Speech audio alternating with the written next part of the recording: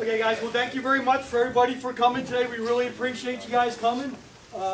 We, of course, want to thank the VA for coming. We really appreciate you guys coming out today and talking about the Cape May CBOC that's coming up, hopefully, within a year.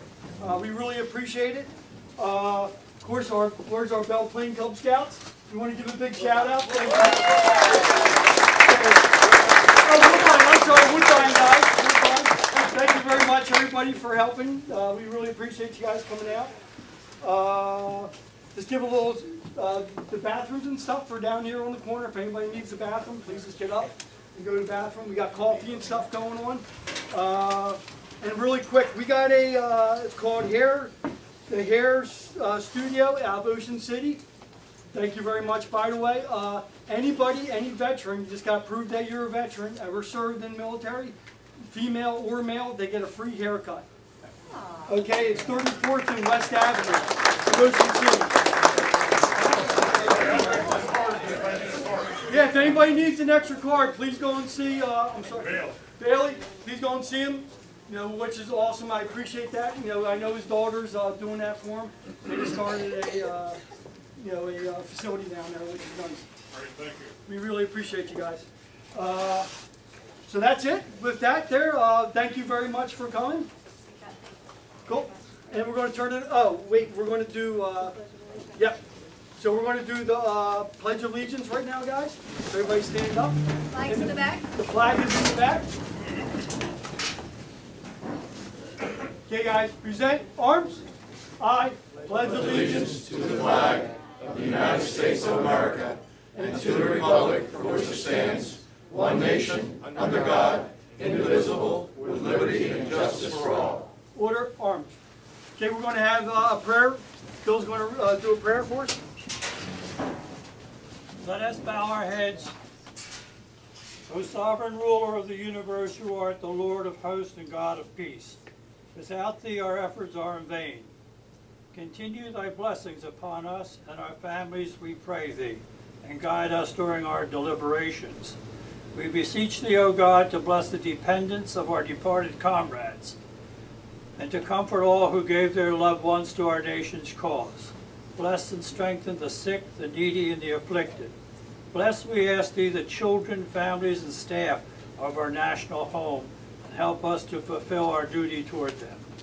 Continue thy favor upon our order, and help us to practice the spirit of true comradeship, both in our councils and with the world at large. Enable us to better the community in which we live through our devotion to duty as citizens. We now have a moment of silent prayer for our departed comrades and those missing in action and those held as prisoners of war.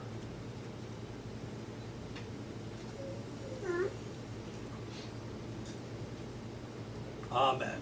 Amen. Hey guys, and really quick, one more thing. I just want to thank all the VA employees that are here. They take us and they take us for the good days that we're having and the bad days that we're having. And every day we walk in through there, they got a nice smile on their face, and we truly appreciate what you guys do for us, the employees. Appreciate it, guys. Thank you. Thank you, guys. Hey, John. Then we'll turn off the TV. Turn it off. Sure. With that, we'll have Jackie. Pat Carney. What's up? Hi. So for those of you who don't know who we are the Southern New Jersey Outreach Team. Our counterparts, the Delaware team, right over here, Mark Taylor and Valerie, who's our new team member. We're so happy to have her.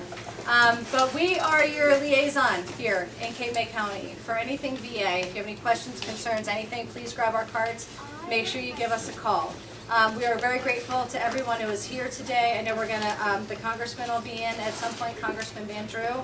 And right now we have Assemblyman Bruce Land, who has something that he would like to give to the commander of the Belleplain VFW post. We can have them up. Good morning, everybody. What a great turnout. It's my pleasure and honor to be here today, not as a state representative, but as a veteran who was born and raised here in South Jersey. But I was from Cumberland County, but don't hold that against me. I'd like to present this On behalf of my colleagues, Senator Bob Anderzak, Assemblyman Matt Milam, and myself, to the post for chairing this and having this today. And everybody who's ever served in the military, thank you so much. You young people that may serve later, thank you so much. God bless you. God bless America.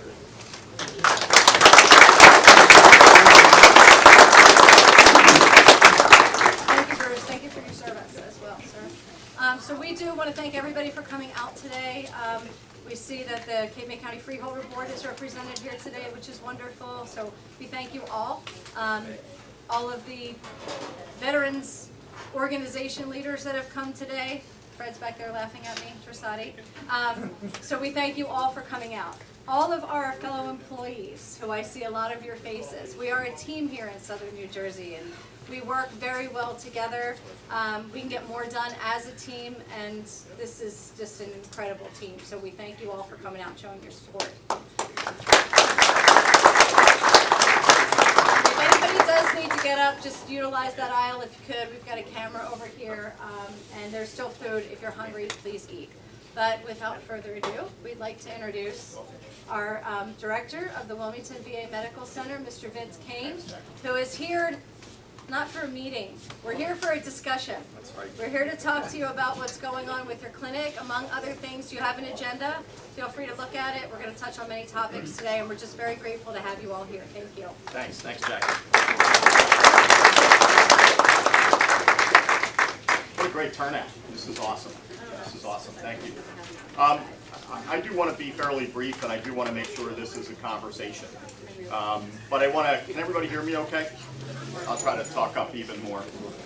I want to talk a little bit about where we are in Wilmington and where we are in VA, because it is a time period of change. And one of the things I tell our staff every chance I get to go meet with a service is how we care for veterans today will affect and influence where that veteran chooses to get their care tomorrow. And I really try to drive that home. We need to make sure that as we go forward as an organization serving you, that we're doing it in the community, with the community, and that we have quality at the heart and soul of everything that we do. And not just quality, and I think some of you may have seen this recently in some of the articles that have come out through the USA Today or even in the local papers. It has to be more than quality. It has to be the way that we embrace, we respect, and we recognize our veterans. And so one of our key goals in Wilmington is putting veterans first every day, every service, in everything we do. And there's times we fall short of that, but that together, if we work with you, I am confident that we can continue to get better. Wilmington has made some great strides, and there's still a tremendous amount of work to be done. But I believe that as we work together, that work will be accomplished. It will be accomplished.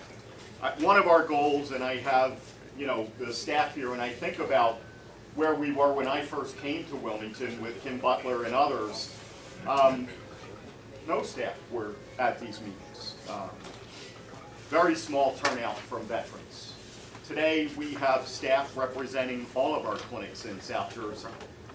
We had the mobile clinic that was scheduled to be here today, but it kind of broke down. But the staff is still here, ready to help our veterans and make sure that we're taking care of our veterans. So I think the change for me is that we have people in place now that really want to make sure that we as a community, we as your neighbors, value you and show our appreciation in the quality of care that we deliver, as well as in the way that we deliver it. And I need you to help us, because when we're not doing that, you got to let us know. You got to hold us accountable, and we've got to be able to work with you to make the changes. The Secretary's been very clear to all of us. Our job is to make sure that VA is as good, if not better, than the community. And that we have to make sure that we're taking the absolute best care that we can of our veterans. And so today, as I look out and I see who's here, I think for me, you know, we call the community-based outpatient clinics community outpatient clinics, and everybody thinks of Wilmington as the hub, and I guess it is. But really, I think what we've forgotten in VA, and certainly forgotten in Wilmington, is how do we put the community back in the clinics? And so that as we look at what we're going to be doing together in Cape May, is we've got to make sure that the services that are there meet your needs. And that clinic isn't something that just operates from 8 to 4:30, but that it really shines as a beacon in this community for veterans. And it's a place that you're proud of, that you want to say, I not only get my care there, but I can be there helping and working with other veterans to make sure that Cape May County honors and respects the veterans that have served our country. That's our goal. That's what we're looking to accomplish. That's what we want to achieve. I'm delighted that we're finally to this point, because when I first arrived, what I heard was we weren't doing that, and that for too long, South Jersey was kind of an afterthought. I don't think we're an afterthought anymore, and in fact, I'm working with our elected officials, county officers, and others, because we don't have a hospital in South Jersey, to think about how do we create a system of care in South Jersey? How do we think about what we're doing as VA? And we need to partner with Philadelphia on this, because they're also a medical center working with us. How do we make sure that we use our clinics in a way that there are more services for veterans here in South Jersey? That for as much as we possibly can, we limit the likelihood of folks needing to go over the Walt Whitman or the Delaware Memorial Bridges, that we try to get as many of the services we can in South Jersey. And so we have plans to do that. Cape May is underway now, and we're looking at 11,000 usable square feet that will be there in Cape May.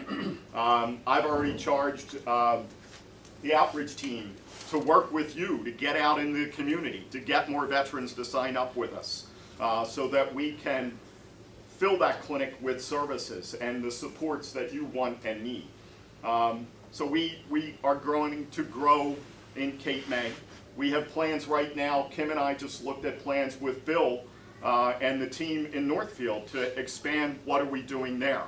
And I've been asked to join meetings in Gloucester County to talk a little bit about how the university and the college can get into a role where they're supporting the care that we're delivering to veterans, that they can support education and hiring of veterans, and that they can join us in the community. So we could begin to look at what are we doing in Vineland, which we kind of updated not too long ago, updating Cape May, updating Northfield, but then getting the clinics to work as a system so that there are more services for you. That's the vision. That's where we want to go. That's what we want to accomplish. But how we do that really is predicated on how do we get your feedback, continue to get your feedback, to make sure that the services and the quality of the services that we put in these clinics meet your needs. And that's what today is about. And our commitment to you is to meet pretty much monthly between now and opening those doors sometime in 2020 to make sure that it's not just we modernized a building or we expanded space, but that we have services there that you want and need, and that feels more like your community center, not just a clinic that's open from 8 to 4:30. Make sense? Yes. Big changes. We can't get these changes done without you. I'm really excited to see everybody here today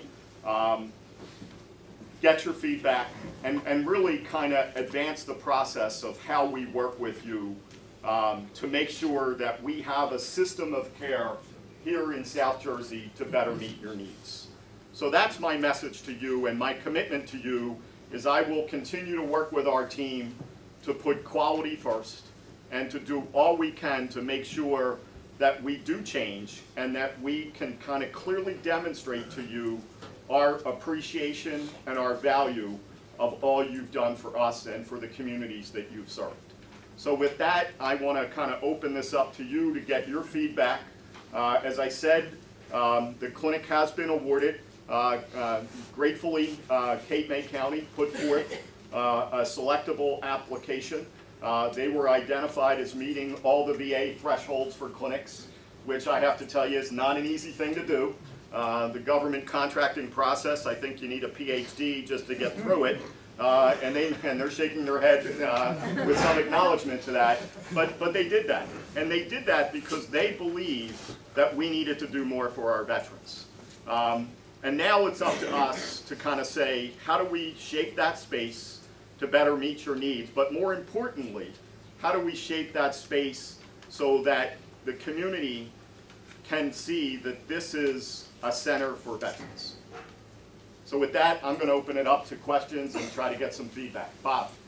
Just a compliment to you and Cindy and the whole crew at Northfield. DVA, VHA, are now working together since we got introduced. And I don't know if we're still the only one yet doing our hearings, and that's working out outstanding. If that can carry on, I mean, nothing but positive, thanks to you guys for getting that going. Yeah, and that's part of it, right? I mean, part of that is the veterans told us it's insane to think that, they have to travel more than 100 miles or just under 100 miles to get an appeals hearing. Why can't we do that in the clinics? And, thinking about how do we get to yes rather than saying, oh, the law says this or this is that. How do we get to yes? How do we, and McDonald used to talk about this, how do we become more principle-based? How do we become more veteran-first?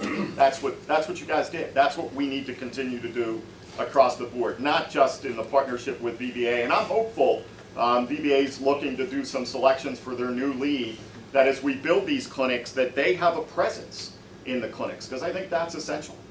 We've seen that in all our town hall meetings, right? When we're engaging, most of the energy and the concerns and the questions have been around benefits or access to benefits. So we need to make sure that, again, these clinics are set up to be more full service and not just healthcare.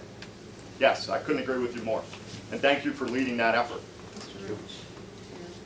Sir, do it. Should I just walk around with You can this put so it in your everybody pocket. can You hear? put that in your pocket. No, I just was more interested in making sure people can hear. No, who's- the speaker is on the Okay. back. Okay. All right, go ahead.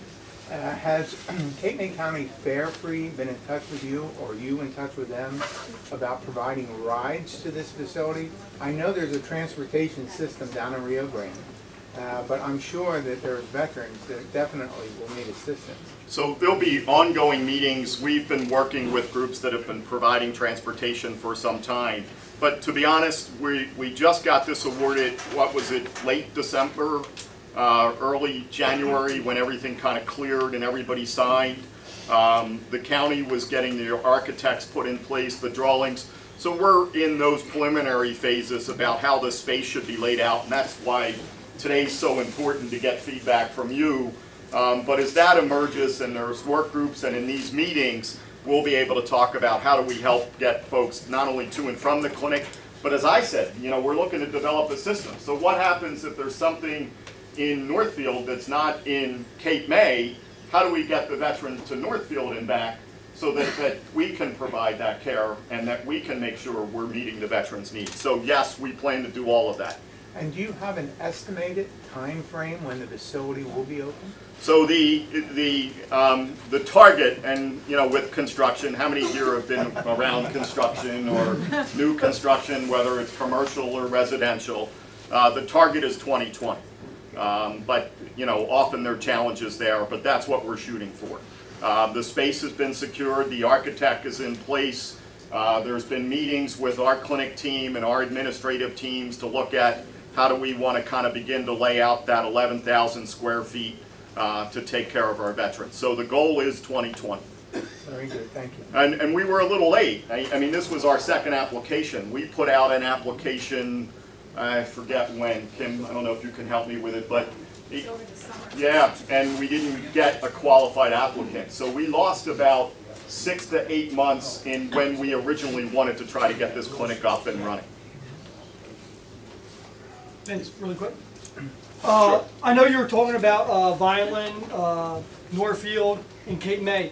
And you can maybe elaborate a little more on the shared services, like somebody like dental, or are we going to be doing this shared services, or? Well, that's what we're thinking about, and with the Mission Act out and kind of talking about what's really best for the veterans, how do we mitigate travel, how do we make sure more services are closer to their home.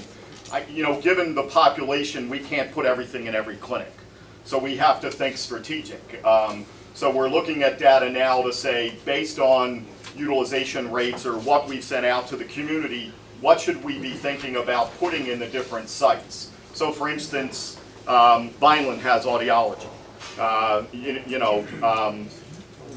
When we expand Northfield, what should go there?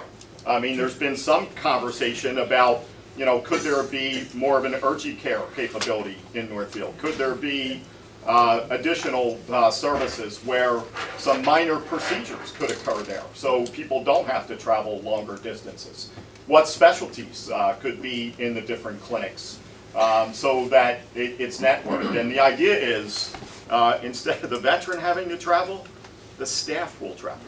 We'll also use some of our new technology, but we'll also be looking at how do we move our specialists to the different clinics. But certain clinics would be set up to have a specific specialty focus based on how the population has been using those services. So we're diving into the data now to kind of get a look at that. We'll be bringing that to you in future meetings to say, here's our thinking, this is what we're looking at, does this make sense? And that'll be kind of the conversational piece that we'll be advancing together. But we're looking to do that. We partnered with Growing School of Medicines, both the one at Cooper as well as the osteopathic. They're willing to step in and work with us on this. We've started the conversations with Philadelphia so that there is a model for South Jersey. And I have to say, the elected officials have been extremely supportive. Senator Booker was there with us when we started residence in Vineland this past summer. Our hope is to expand that into other clinics this year, and then look at what other specialties should be out in those clinics. Where should we be putting more home-based primary care services so that there's greater access for veterans in the local community when they qualify for that? We're looking at dental. Unfortunately, in dental, when you look at eligibility issues and the volumes, it's very difficult to think about where we could do that. But it's on the table. We haven't been able to pencil that out, but we haven't ruled it out. Are there other ways we could think about dental services? We get it makes no sense for somebody to have to travel an hour and a half to get a 20-minute appointment for a dental cleaning or a cavity. We understand that. But we're restricted. We're trying to work through those restrictions, and we're now trying to develop the partnerships that kind of don't let that be such a negative impact on our veterans. And we get it. I have to tell you, the most complaints I get is about dental. Sure. Dental. Marco. Good morning, everyone. Again, I'm veterans advocate. We have to look at where we started a couple of years ago. All the changes taken places, and the reason this has happened is because in South Jersey, we have a team. We have everyone working together. We're a special kind of people down here. We're a group, we're a family. And what happened then, we have somebody like Vince came and Dr. Edelman, and we have partners now. We're all working together. I mean, look where we were a couple of years ago in Northfield. We had the clinic was half empty. We filled that clinic up. Then we went to Vineland, now in Cape May. Hey, that's quite an accomplishment in a couple of years. And now we're talking about what, 30,000 square foot coming up in Atlantic County? We're talking about satellites is what Vince was trying to say. In other words, Vineland will be a specialty for audiology, maybe in Northfield, something else down here. It's in our hands. All we need to do is work together as a team. All right, we're all in this together. If you take it from Barton down here, there's over 100,000 veterans. We're not going to get a hospital. We don't want a hospital. But We need all the clinics we can get, and whatever we can't get at the clinics, we want to go to local doctors and local hospitals. It's in our hands. We have the partners. So I take my hat off to you and everyone else. Thank you for everyone for coming today. So again, please stay active, be an advocate. Get informed, see what's going on. Make the difference. It's up to us. Now is our time. This is the legacy we want to leave to our children and our grandchildren here.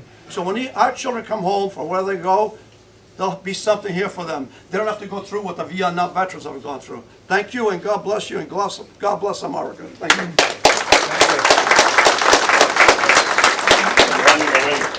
But Marco makes a great point, and I was talking to John before we got started, and one of the things John talked about this post is how it's been able to attract the newest generation of veterans.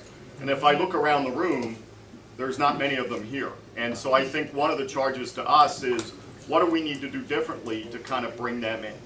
How do we help them see that VA can be a vital resource to help them with supportive services, education, and also provide quality health care? So that's a charge that we have and something we need to work on. The other thing that was mentioned is, there's things that we're not going to be able to do down here. And so we have to have community partners. We have to be working with the Cape Regionals, with the Shore Memorials, with the Inspiras, with the Atlantic Cares.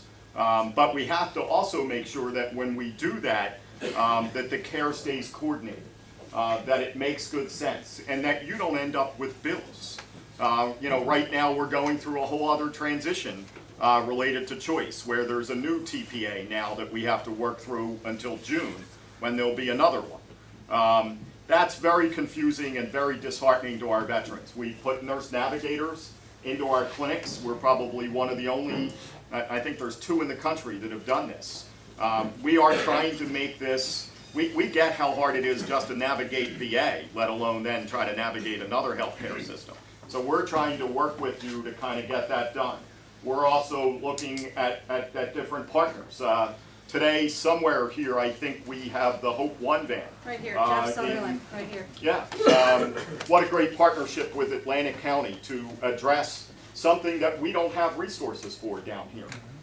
Cape May County Hope One. Well, Atlantic and Cape May, right? Yeah, how do we work together to make sure that we're meeting some of the needs of veterans that are in crisis from a mental health challenge, whether that be mental health or addiction. How do we then make sure if they need services, they get them here, but then the aftercare services are in place? Again, everybody's painfully aware of the trauma that happens when a suicide occurs in our community and in our veteran family. It not just affects that family, it affects the entire community. It affects the community and the family generations deep. We have to work together to make sure we prevent that. We have to look at how do we start beefing up our mental health services. Yes, we've done a good job. We've added more services. But the needs of our veterans are changing. And so we have to continually look at how do we even do more in that area. What needs to be in Cape May County from us in a mental health perspective. We have to get to a model where there's consistency in who the providers are in the different clinics, because that's essential in mental health care and in health care in general, but particularly in mental health. There are things that we're working on, and we're going to need your feedback to kind of look at what's working, what's not working, and how do we constantly try to tweak it. So your voice is essential in all of this. And you will leave that legacy for the next generation of veterans. And we have to make sure that we've built something not only that meets your needs today, but then meets the needs of the next generation. And we have to think about the generation that we're now and where we're migrating. I mean, there have not been great services for aging here as well. So we got to fight that on both fronts. We've got to develop more services for aging as well as attract the younger veterans in. We have to take care of the ones we have all the way through the life cycle and then prepare for the next generation. That's where you're essential. Hold on, let me give somebody else a chance. Go ahead. Yes, good morning, sir. Dennis Flynn from DAV 44 down in that way. I'm one of Fred's motor pool drivers. Been doing it for about Fred does a year. great job, doesn't he? Your whole team is awesome.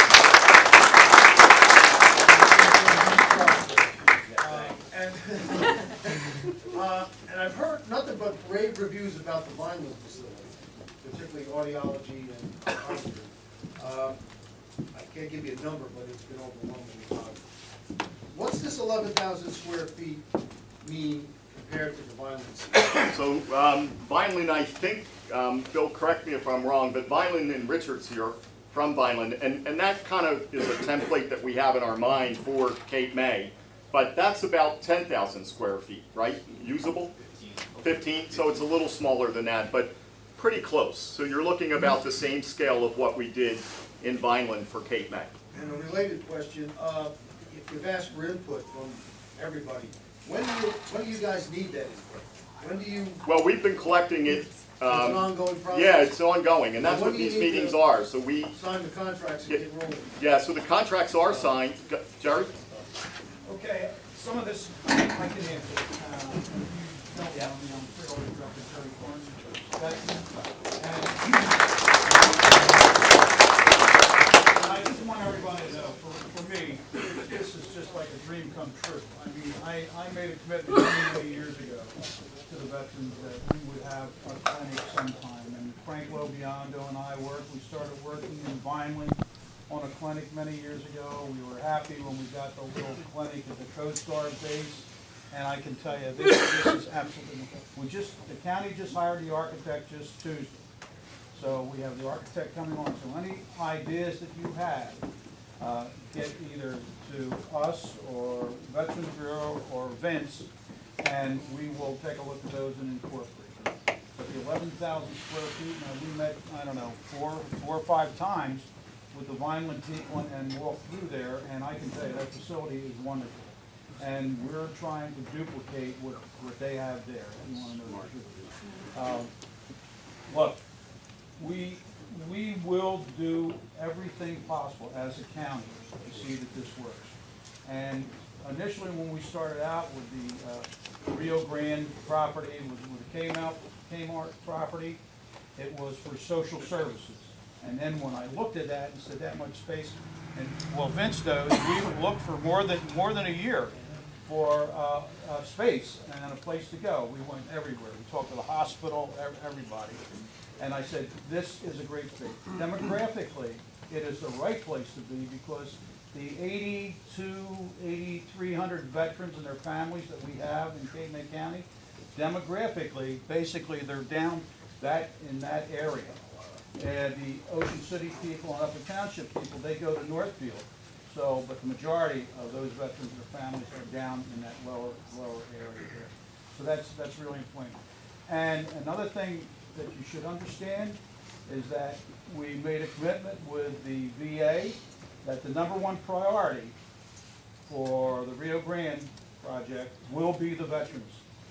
So that's why 2020 probably is a reasonable time. I would probably say summertime 2020 because, look, government, it takes a long time.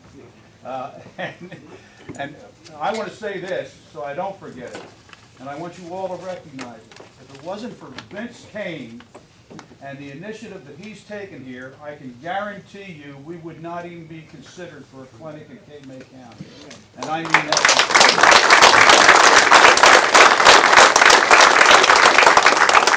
Jimmy Tomlin can tell you, we've met with the Wilmington people, I don't know, Jim, 5 or 6 times over the years.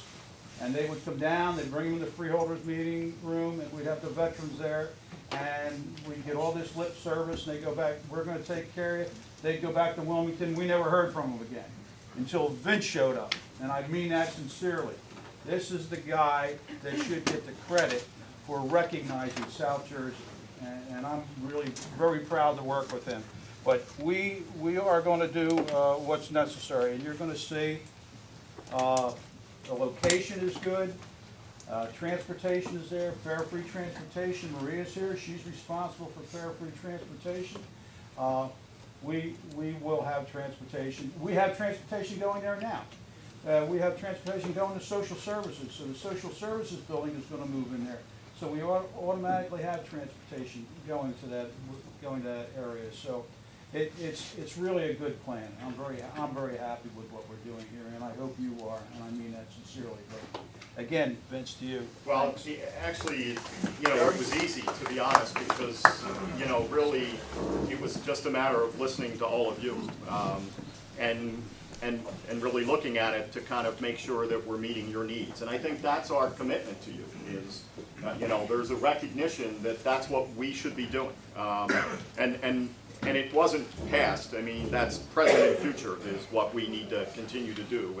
And to work with the community. What are the other services that are needed there? I think about some of the work that we've started to do. I don't know if you want to chat at all about some of the things we need to do about veterans where we've not had services and they've ended up in the justice system.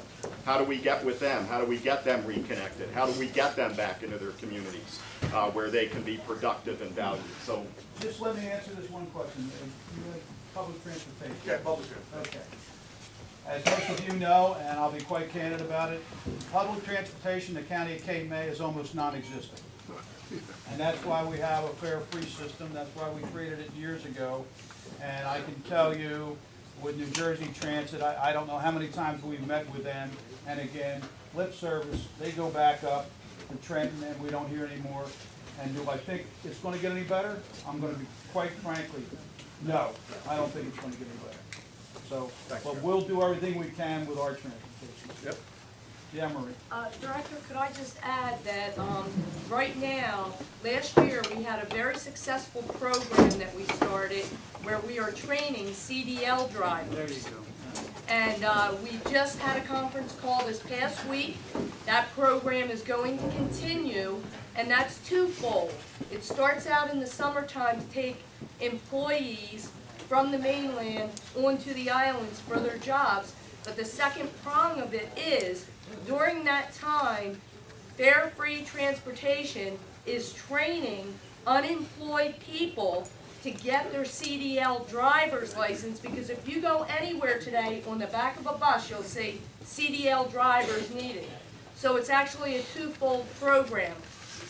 In addition to that, and the Freeholder Board, we have all been very supportive of this, and when I first brought it, everybody jumped on board. We're looking at a program to start in the northern part of the county, because this program is in the southern, where it would be more like an Uber type service, where you could call up fare free and they will come pick you up and take you where you need to go. That's going to be a pilot program, because what we have found is right now, people have to make 3-day reservations before they go anywhere. It's very impractical.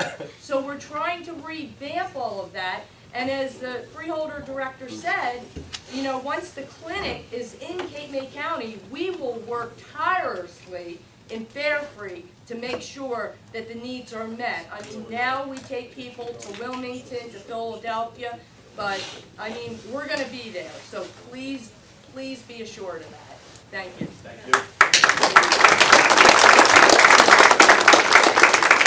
Hi, everyone. My name's Jeff Sullivan. I'm the county prosecutor, and I really appreciate being out here today, and it's great to see this turnout. Obviously, most people think of prosecutor, you're prosecuting crimes and criminals, but actually a big part of what we do is reach out to the community and try to circumvent people from getting in the criminal justice system. So obviously, you're all aware of the drug crisis we have, the opioid crisis around this country and in this county, and we work a lot on outreach with that. But we also work in outreach with veterans. Even with VFW halls, American Legions, and the VA, some veterans slip through the cracks. They may be suffering from post-traumatic stress, and they end up either, unfortunately, problems with addiction, which can lead to some minor crime. So we have a veterans diversion program, and that is, in the event a veteran falls into that category, before they get charged and dragged into the criminal justice system, we review the case and put them through a 6-month program. And the whole program, my assistant prosecutor, my AP, he's a Naval Reserve officer now. He serves.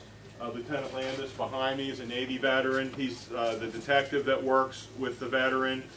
Even the judge that handles the Veterans Court, Judge Delory, is a 20-plus year Navy veteran. So we already had 7 people in the program. Was it 7, Joe? 7, and we graduated how many? We had 4 graduations. And when they graduate, basically it's a 6-month program. They get directed to whatever counseling they may need. They work with other veterans, and when they're done the program, there's like a little graduation ceremony. The judge comes down off the bench. They get a certificate, and then they're talked. They're asked to participate to help mentor other veterans that may need to go through the program. And it's a new program. It's been very successful so far, and I'd like to see it grow. I'd like to see our state actually expand the laws that allow me to do a little bit more with that program. But I'll let Lieutenant Landis talk a little bit about that. And we also have our Hope One band, which is outside, which we use for community outreach. So Lieutenant Landis, that was his idea. We got the van. He approached me with this idea. We got the van from the county freeholders. They had a wellness van. They wasn't getting a lot of use, and we used forfeiture money, and you can see it outside. It's heated, air conditioned, has video capabilities, and we go out into the areas of the community that Lieutenant Landis will talk about to try to service people that may have issues with addiction or their family members. Yeah, I'm only going to take like a very short amount of time, really quick. So basically, the truck is parked outside. Thanks to the freeholders, they donated it. The prosecutor outfitted it completely with forfeiture funds, which is money we seize from assets and drug money from drug dealers when we arrest them, and he put it back into the community. So we travel around the county and offer services because, as you all know, I'm a veteran myself. A lot of veterans, like drug addicts, won't come somewhere to ask for help. So the best way is to go to them and give them the help. So we travel around the county to designated locations within the county. We'll be at the Family Dollar sometime in May. I have flyers I'll put in the back. You'll see the locations. And this initially started, like the prosecutor said, with drug addiction. I'm very passionate about it because it runs deep in my family. And being in law enforcement for 20 years, but also being a veteran, I have a lot of friends who are vets, and I met Jackie, and I asked Jackie if she wanted to partner with us also. So now not only will we be servicing like addicts on the street, but veterans on the street as well. Jackie will be out at all the locations with us or a representative, and hopefully we can direct them to the services that they need as well. So. And if any of you have an event where you'd like the van to come out, where you even just to promote it, or if you think we may have access to people we could help or their family members to give them information, just let Joe or I know today. But thanks. So again,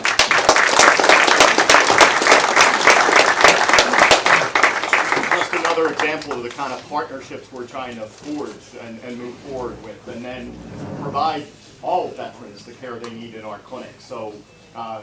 Our clinics have been very responsive. They've been out there.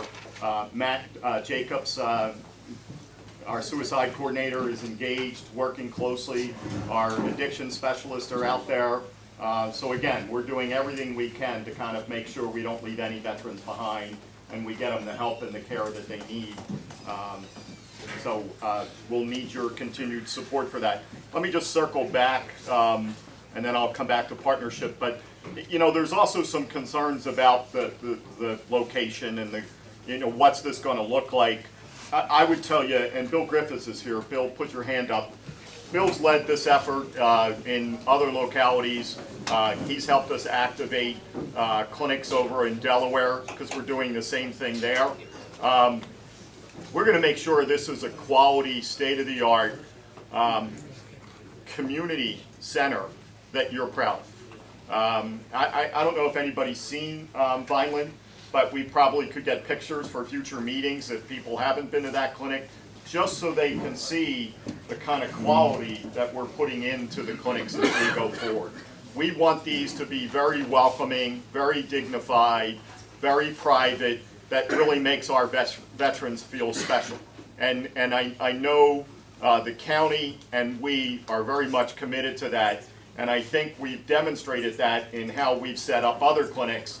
And the good news is lessons learned from Vineland and other sites that we've activated can now be built into what we do here. So Cape May should be, really the premier clinic in our entire region and network when we open it. Yes? Yeah, we have a lot of people moving out of the Philadelphia, Camden County area down here. Now, they have faith in the surgeons and technicians, the specialists, in the Philadelphia hospital. If they register with the CBOT down here for primary care, can they still go to their specialist at the Philadelphia VA? Yes, and in fact, when I talked about a system of care, and I talked about needing to pull Philadelphia in, before Dr. Edelman, who was our previous network director, retired, he had conversations with Kim and I and others about creating this system. He was very much on board with the vision that we've done together about a system of care. And so our hope, and I know we're not there yet, but I think we're making strides every day, and I know Bill, Richard, and Cindy are extremely committed to this in our clinics. If a veteran presents, whether they're enrolled with Philadelphia or not, we see them.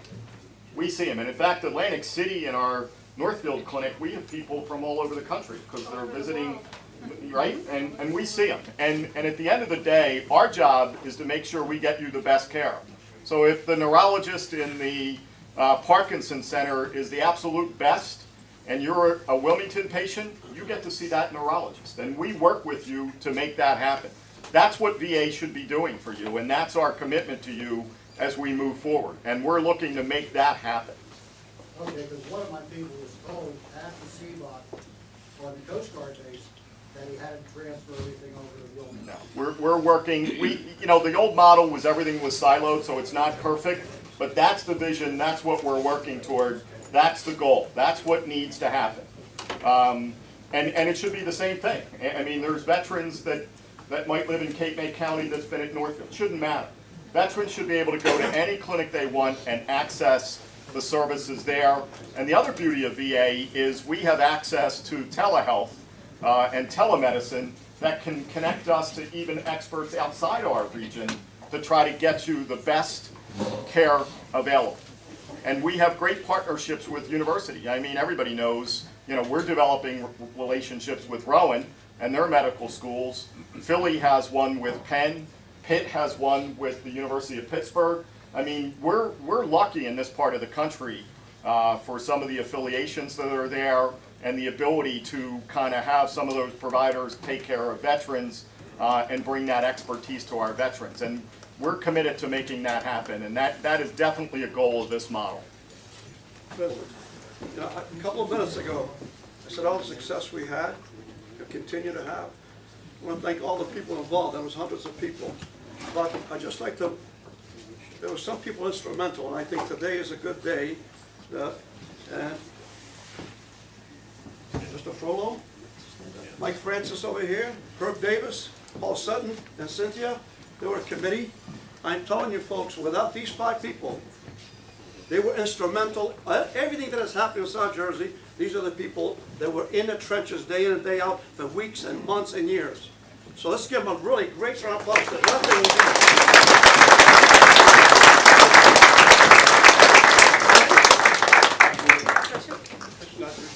Go ahead.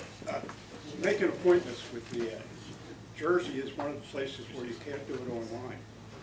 So, I mean, you have to call, and in the case of somebody who's out of state who wants to make an appointment here, they wouldn't be able to do it unless they called the VA and then you wait for somebody to get back to you and that sort of thing. So there is technology out there. It needs to, it needs to get pushed out even further where people can make appointments, texting, all of that, and we need to make that more available. We also need to address our phone system. Beyond the dental, I would say our phone system is probably the second area that gets the greatest number of complaints. So we've got to update the phone systems. And we have to look at how we do it. I mean, what I hear all the time is people don't want to talk to somebody in a call center. When they call, they want to talk to a provider. We've had challenges in the past. When we tried to do that, our providers were so busy they couldn't answer the phones, and that frustrated veterans. So now that we're starting to make some progress, we've got more staff, we've got new leaders, new people, we now need to sit down and look at how do we do better on that. So we're going to need your feedback on that too. What's the best way to handle that? What are the advantages, disadvantages of the models, and how do we come up with something that we clearly show that we're more responsive to your needs? And it's not just the phone call that gets made, it's also if we say we're going to get back to you in 24 hours, we gotta get back to you in 24 hours. You know, that, I can't tell you how many phone calls are made because the first phone call didn't get resolved. And it's not about how quick do we answer the phone, it should be, did we answer your concern when you called? And that's where we're trying to push things towards. So aware, working on it, got to keep us and hold our feet to the fire, and I'll keep updating you, but we are now positioned to start trying to tackle some of these issues. So you had a question earlier, and then I want to get Michael. How can volunteers, what role can volunteers play? I've been doing community service and government work for just a couple years, and one of the first things that I learned is that, and you've been touching on it, is that outreach and communication for people who need services is really important. But also there's people willing to do the work of volunteering and helping that don't know how they can help. So besides the VFW auxiliaries, what organizations can volunteers get involved with, and what can we start to organize now for the 2020 facility? So again, I'd ask, you know, that kind of get coordinated. We do have a voluntary office, but I could tell you some things that we need to get volunteers more on board. Absolutely, yeah. The enrollment, you know, when we enroll folks, you know, kind of similar to what we should be doing with our employees. It'd be nice, somebody new to VA, to have like a more experienced person walk them through it, talk to them about how do you access things, how does things work. You know, even when they come to the clinic, somebody to greet them. I know we're doing that in Northfield, but we don't do that in all our clinics. You know, introduce them to people, walk them around, answer questions, talk about what's going on in the community, help connecting them to issues that may be related to us in VHA and the healthcare versus what's really a benefit issue and how to help them get over there. It's a difficult system to manage. It's a very large bureaucracy, and for somebody that's new, you know, everybody just thinks it's VA, but there's divisions. I think volunteers can help with that. They can be greeters. They can be ambassadors to the veteran community, welcoming a new veteran in. I mean, you know, I think it's huge to get the younger veterans in, is if they were ambassadors, experienced people that have used the VA that can talk to them about how to navigate VA.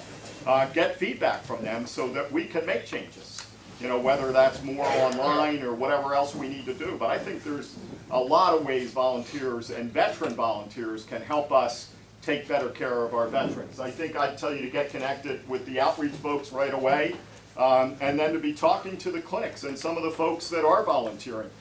They probably have the best knowledge of what's most needed, and how do we do that in a much more systematized way going forward.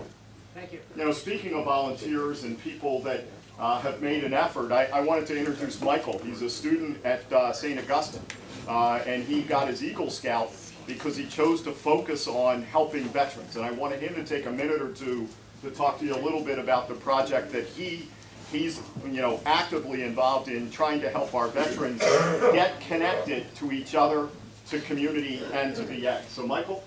Yeah, so hi guys, my name is Michael Delisney. I'm an Eagle Scout from Troop 79, and I've been working on for the past couple months with Jackie, U.S. Department of Veterans Affairs, and CVAC, and a lot of the local veterans commanders, working on a free computer skills class for veterans, and it's designed to help beginners and people that don't really know how to use a computer, or people that are scared to use a computer, to learn. And it's a great course. The first course is actually starting next weekend, but the course is already full. We have 24 veterans already signed up for the course, and we have a lot more courses coming. We're planning about 1 to 2 courses a month. So if you want to be part of this, and if you want to learn how to use a computer, please, there's flyers around everywhere. If you have a flyer, please feel free to contact Mr. Nelson Gonzalez. His phone number's on there, and he'll waitlist you with a spot. So it's a great way to learn if you guys want to learn how to use a computer. It's a great way to access information, and thank you guys.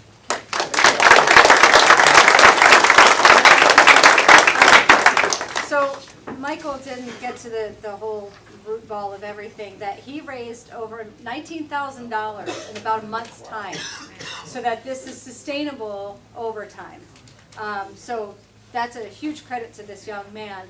But it's also now been opened up to caregivers, because we all know that there's a lot of veterans who, like my father, God rest his soul, Korean War veteran, that literally retired out early from General Foods because he refused to use a computer. And my mother was not real computer savvy. So that was my dad's exit strategy. Give me a computer, I'm out. So we don't want to see that, because VA has so many great apps like My Healthy Vet and VA Connect, and there's so many things that our older population of veterans could be utilizing that they just don't know how. So Michael's opened it up too. We've got 2 caregivers, I think, coming in on this class. So they'll sit by their veteran and they'll do the class with their veteran. So just a big, what a great trip.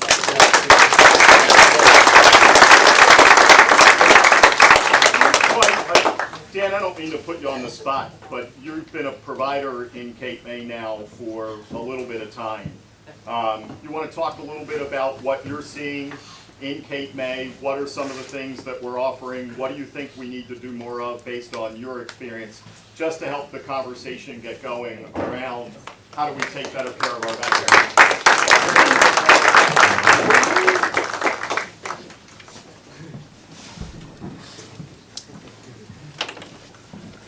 You're looking at a totally unprepared speaker tonight. but I can tell you I've been with the VA for 9 years now. I was in private practice for 10 years prior to that, and I've seen a lot of regimes and a lot of different leadership come through the VA, and things have gotten so much better since Director Kane has taken over. He's put in leadership above me that's made it possible for us to really cut through a lot of the red tape. We've been able to put nurse navigators in place to make it easy for me to get my patients to local providers for specialties. We've had a lot of freedom now to be able to practice medicine without anything preventing it from happening. So somebody asked me a question. If they have any questions about it, I'd be glad. I'm kind of on the spot right So now. what do you refer out most? I mean, from a specialty perspective, what do you... Well, we have cardiology locally. A lot of times we have veterans who can't travel to Wilmington, or veterans who, like one gentleman mentioned, a veteran who came from Philadelphia, and he was under the care of a Philadelphia oncologist, but now travel's too difficult for him. So through this choice system, we're now able to have a nurse navigator help me get my patient in to see a hematologist, oncologist in the Cape May County area where they can receive their oncology treatments. And it's really great that you can just do it locally. So it's been very helpful, I guess you could say, that the nurse navigators have been a real benefit for me to provide care. What about mental health? Mental what are health you seeing in the clinic? I have the opportunity to compare being in private practice for 9 years and then doing the VA for 9 years. In private practice, you can't get a psychiatrist or a psychologist. Insurances don't pay for it. In the VA, I have a psychiatrist and a psychologist in the same building with me. When we have a crisis, we have someone there to hand the patient off to. If we don't have someone there that day, which is very unusual, we have telemedicine. We can get the patient in a room on the television with a provider from, say, Northfield. So that's made it a lot easier. And we have a lot of need for psychiatric and psychology care, and we have a sociologist who works with us. So we have had a lot of, it's been very easy to get a veteran the care that they need very quickly. So the other reason I pulled Dan up is I wanted to embarrass him a little bit. Now that I caught my breath, I can speak. Yeah. So, you know, the other thing I don't think VA does well is tout the great people that we have. I mean, here's a primary care doc that's in this community, that cares about this community, and that goes above and beyond. A year ago, we recognized him because we lost a veteran, and there were some challenges with the medical examiner and trying to get the veteran to the funeral home and help the family prepare their grieving process. You know, the kind of people we're hiring, the type of docs we have are like Dr. Golden, where on a Friday night, he left his own home to go meet with that family, take care of business, and make sure that veteran was properly moved to the funeral home so the family could begin the memorial and the grieving process. That's the stuff that I think VA can do that we're not going to find anywhere else. And that's our commitment to you, is we want to make sure that we're hiring people we're employing people, and we're providing care that goes above and beyond to meet your needs. And this is one of those guys that does that, not only just by being a great doctor and probably one of the best doctors in South Jersey, but just who he is as a person. And I know our staff are working hard to make sure that's the kind of people we bring on board to take care of you. So he's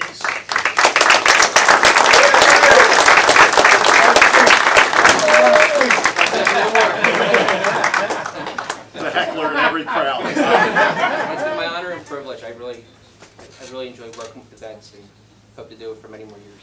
Thanks, Dan. Thanks, man. Real quick,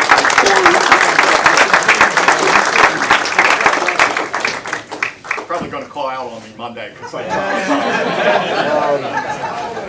I've 26 years. I retired in 2008, Army and Coast Guard.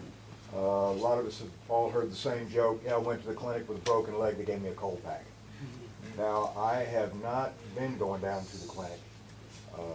I've gotten my butt chewed by my doc down there because I don't come down unless something is really bugging me. But it feels like every time I go in there, he's offering me a cold pack. I got a compressed disc. It's caused a nerve issue. He said, take some ibuprofen. If that doesn't do it, we'll send you to a chiropractor. You think ibuprofen is going to stop a compressed disc? That's my concern. Don't throw pills at me. If I'm broke, fix me. Agreed. We'll make sure we follow up. Gentlemen, just up there, what facility is he at? He's at he's part of our team in Cape May.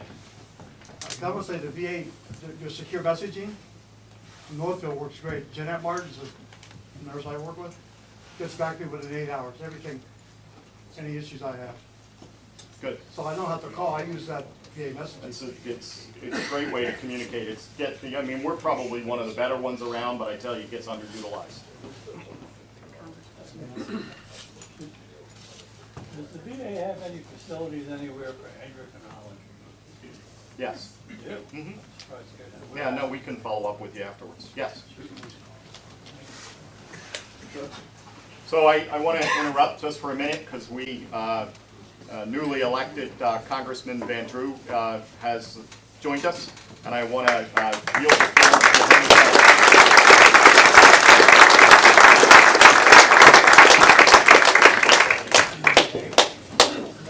I remember you. I remember a lot of folks in here. It is great to be with you. I know there's a lot of problems and issues to be hashed out, but that's what this is for. My dream is really that someday we're going to be here and say that, you know, pretty much everything is the way that it should be. That's what we all are focusing towards, and we've got to keep working towards. We know that it always hasn't been that way. I really look forward to working with Vince Kane, and I think it's going to be a new chapter in what's happening in South Jersey and in Cape May County. We can always communicate with Jackie Hinker. If something's really bugging you, you always can call our office. You know Michael Francis, he's been doing this a long time, and I'm making him do it some more. So, you know, obviously he's there to help, I'm there to help, our staff's there to help. We have a responsibility, and we know it, or we should know it. And that responsibility as Americans is to make sure that our veterans were willing to put their life on the line, who were willing to die for us, willing to get hurt for us, willing to give up, you know, life and limb for us, get the care that they need. I've always understood that. You know, I worked in the VA. I served in the VA years ago. When I got out of dental school, I was a dentist in the VA. And, you know, I saw the good things. This was it was neuropsychiatric. It was quite an experience. I've shared that sometimes with some of the folks. You know, it was neuropsychiatric in Lyons, and then I also served in East Orange. And some things were great, and some of the vets were really treated well and really got what they should and was really proud of what was happening, and other ones not so much. You know, so this is a thing that we have to keep working on, regardless of what side of the political aisle you're on. I think people are very conscious of it in Congress. I know, again, regardless of what side of the aisle you're on, whether you love them or hate them, the president seems real conscious of it as well, that we have to change the model in the way that we're going about and doing a lot of these things as well. So I'm here with no magic words other than I'm going to work hard to help you. You always have a connect with me. I may not have all the answers, but I'm going to try to get all the answers. I'm going to try to help. And I look forward to the day when we have a little celebration and say, you know, we pretty much got this thing licked. And I think we're working our way towards it. So thank you all for being here, and let's keep going. Thank you.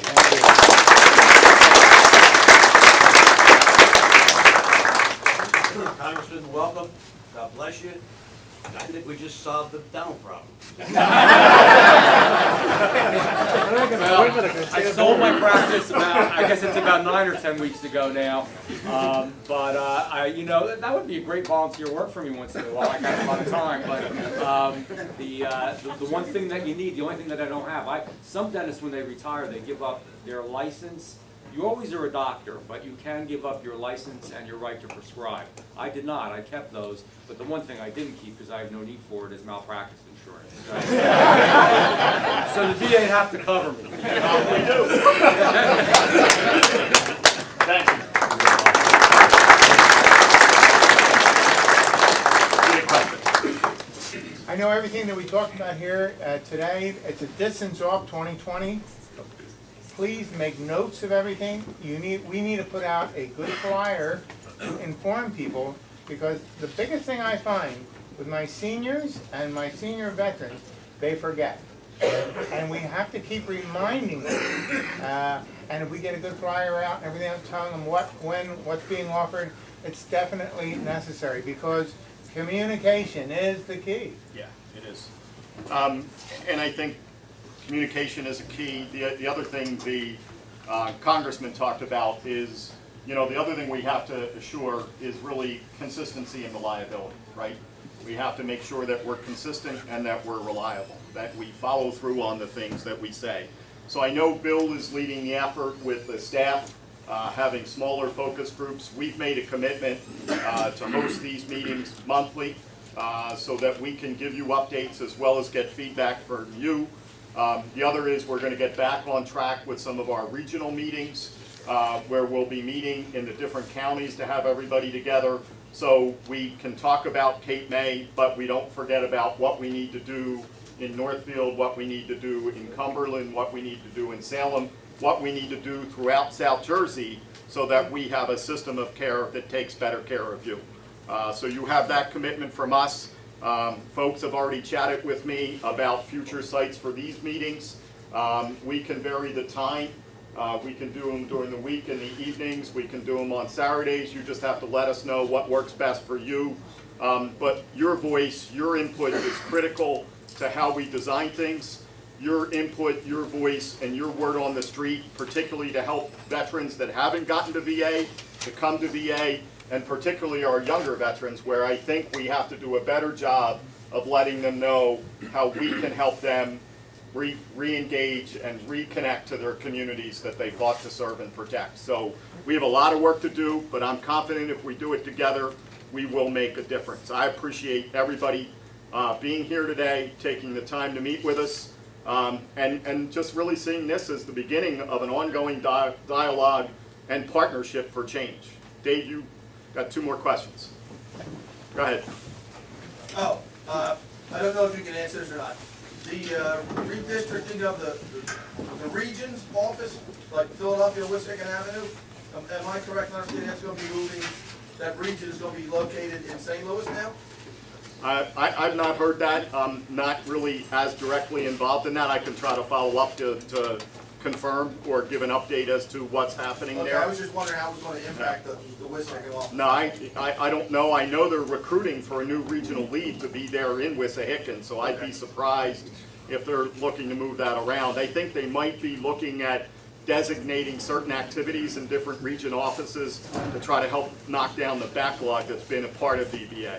But I'll try to get clarification and update that in a communication to you. My name's Tom, that's the Disabled American Veterans. Gotcha, Tom. Bill, can you talk a little bit about the mobile van and the future of it? Yeah, so the mobile van is being repurposed, and we've kind of tried to communicate that out to folks, and we've talked to everybody. What we've seen over time is that the primary care team that was part of the mobile clinic had about 215 veterans that they were serving. And those teams are designed to serve closer to 1,000 to 1,100 veterans. And so what we discovered is that even where they went, on many of the occasions, it was near clinics that if we had transportation, we could get those veterans connected to a whole team and a clinic that could provide that care. And so we've repurposed the van, which would have been here today, except it had some mechanical difficulties, where it's going to be more involved in events like this, in outreach events, being at stand downs, helping the region, getting out to all the outreach events that we do to help engage veterans, get them enrolled, and be a part of a larger regional outreach rather than serving as a primary care clinic. We have capacity in all of our clinics, and the team has been working to make sure there's been a warm handoff from Michelle Kuhn, who was that provider, and she will be providing care in our home-based primary care service as we go forward, but the veterans that were being served there will be picked up by the local clinics. Good question. Again, I'd like to thank everybody for being here today. I can't thank John and the Post enough for the hospitality, for getting the word out. I just really implore all of you to get the word out. Let's get our veterans engaged. Let's make sure that this really becomes your community center. Thank you, everybody.